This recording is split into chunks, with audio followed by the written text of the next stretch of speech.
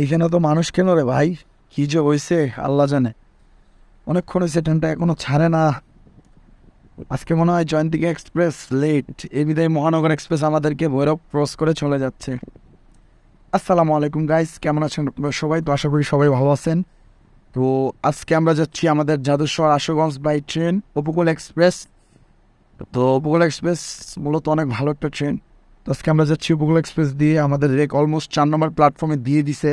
তো ট্রেন ছাড়ার তো সময় ছিল 3টা 20, আর এখন বাজে হলো আপনার 3টা 25। অলমোস্ট 5 মিনিট লেট হয়ে গেছে।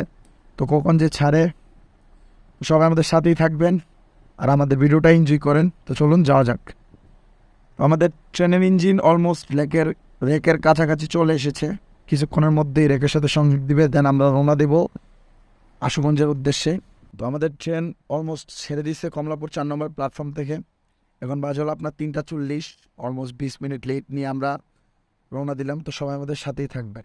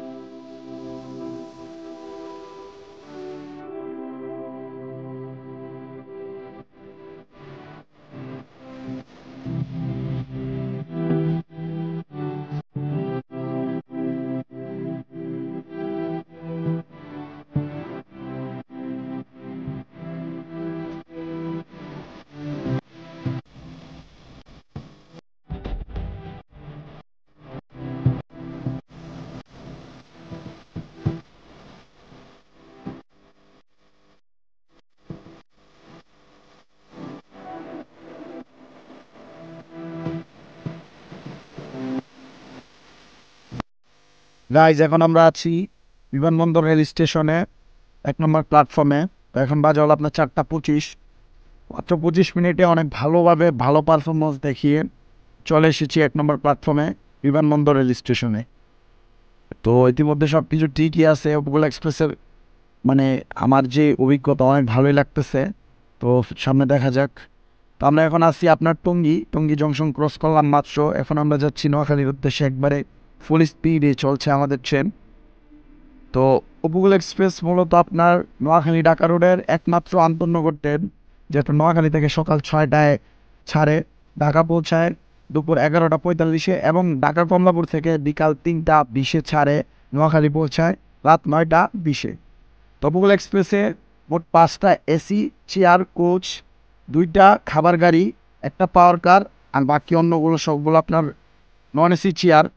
যেহেতু এটা দিনের বেলা যাতায়াত করে, তাই এটাতে কোনো এসি কেবিন নেই।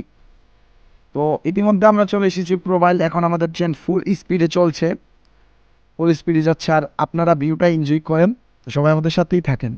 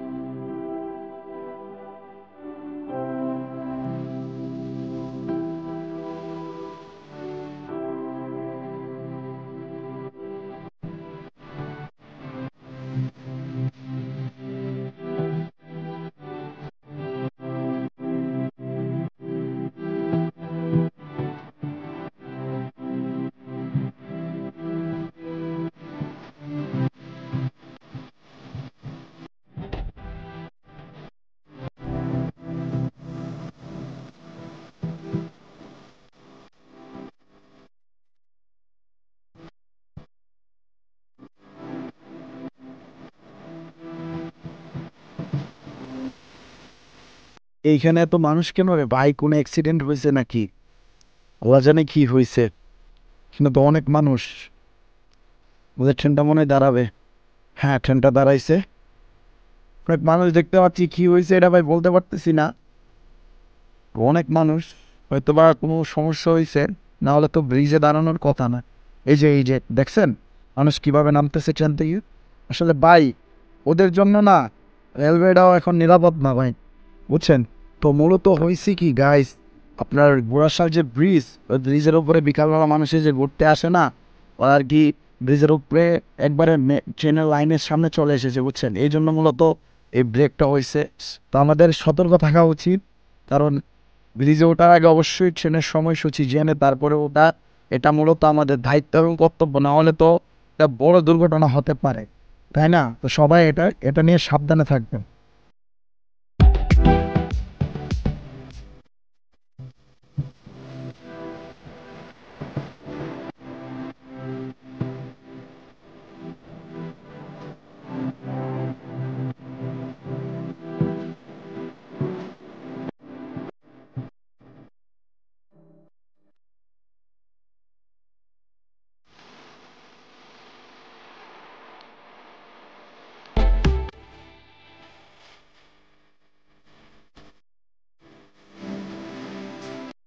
আজকে মনে হয় জয়ন্তিকা এক্সপ্রেস লেট করছে, এই বিদায় মহানগর এক্সপ্রেস সামনে আমাদের ক্রস করতেছে। তো আমরা ভৈরব মাত্র ছাড়লাম। তো সামনে আমাদের স্টপেজ আশুগঞ্জ। তো সবাই আমাদের সাথেই থাকবেন। আর এখনও যারা চ্যানেলটাকে সাবস্ক্রাইব করেন না, একটা সাবস্ক্রাইব করেন এবং পাশে থাকা বেল আইকনটা ক্লিক করেন।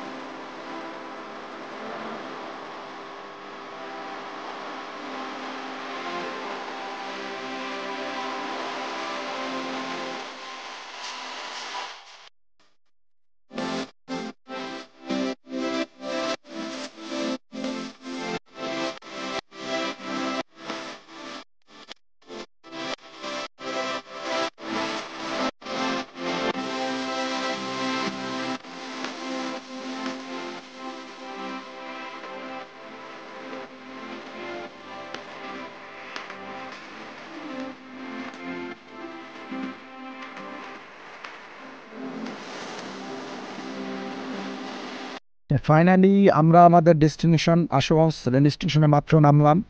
1 ঘন্টা 58, মানে 2 ঘন্টার মধ্যে আমরা চলে এসেছি আমাদের ডেস্টিনেশন আশুগঞ্জ রেল স্টেশনে।